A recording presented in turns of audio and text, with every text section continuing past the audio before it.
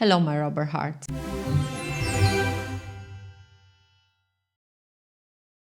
Today we are adding an extra tool to your rubber technologies toolbox, and this one is something you already see in every Polymer datasheet, but may have never used with confidence. I'm talking about the glass transition temperature, or the TG. But instead of treating TG like a number from DSC or DMA, we're going to talk about how to use it, especially how to match the TG of a vulcanized compound to the real service temperature of the final part. Let's begin with what the glass transition temperature actually describes, because the picture you see here puts it perfectly. TG marks the temperature range where an amorphous polymer shifts from a hard, glassy, brittle state to a soft, flexible, rubbery state. Below TG, the chains can't move.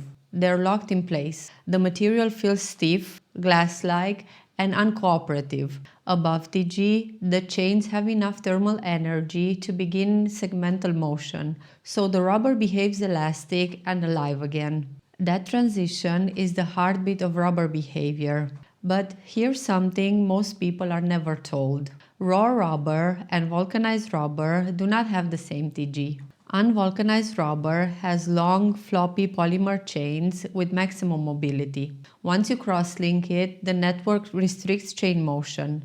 That can shift the TG slightly upward or downward depending on formulation, cure density, and additives. And this matters because the one you must match to the surface temperature is the vulcanized TG. That is the TG your product will actually experience. That is the TG the part must stay above to behave like rubber. Now, let me show you why TG matters so much for real applications. Think about winter tires. They must flex and grip at minus 20 or minus 30 degrees. A polymer with a TG anywhere near those temperatures would turn to wood in the cold.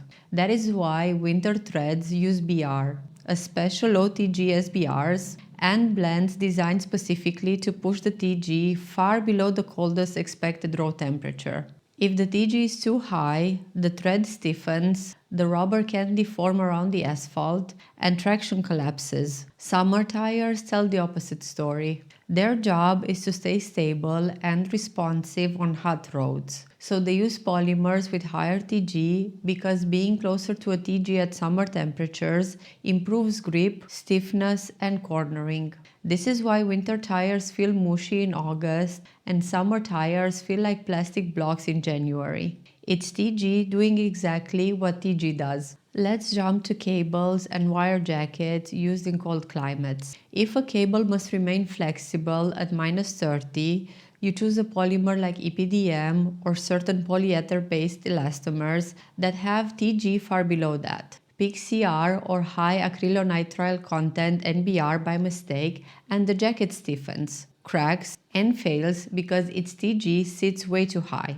When a cable fails in cold weather, TG mismatch is often the root cause. Or think of snowmobile belts, ski boot seals, Arctic equipment gaskets, and shock mounts on machinery installed outdoors in winter. All of them depend on staying far enough above the vulcanized TG that the rubber can still flex and dissipate energy. If the service temperature gets too close to TG, rebound collapses, damping spikes, fatigue life drops, and impact resistance disappears. TG also explains why cold weather footwear stays soft on the snow. Low TG elastomers keep the midsole flexible so you don't feel like you are walking on bricks. The moment service temperature approaches TG, that bounce disappears. Now, let's talk briefly about how glass temperature is measured, because different instruments see it in different ways. DSC, or differential scanning calorimetry, measures heat flow.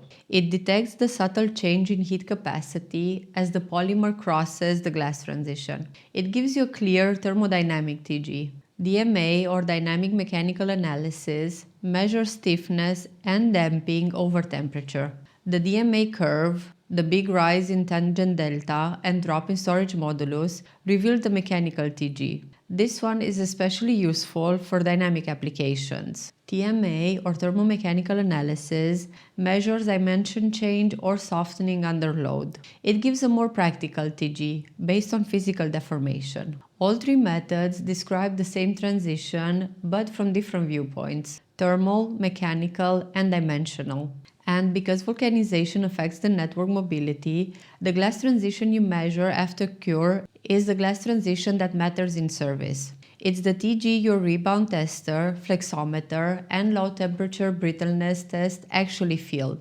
A cured compound with higher crosslink density can show a slightly higher TG because the chains have less freedom. Add plasticizer or process oil and the glass transition drops because the chains move more easily. Blend polymers and the blend TG land somewhere between the two. Once you understand this, you start predicting behavior before you ever run a test. So in the end, using TG in practical rubber work is simple and powerful. Know the lowest temperature the part will see. Add a buffer of at least 15 degrees. Choose a polymer or blend whose vulcanized TG sits comfortably lower than that. Then everything else, flexibility, rebound, damping, fatigue, cracking, falls into place. Knowing how to match TG to service temperature gives you a skill that separates guesswork from confident design, and you'll start seeing it everywhere once you know what to look for. Until next time, stay elastic and stay curious.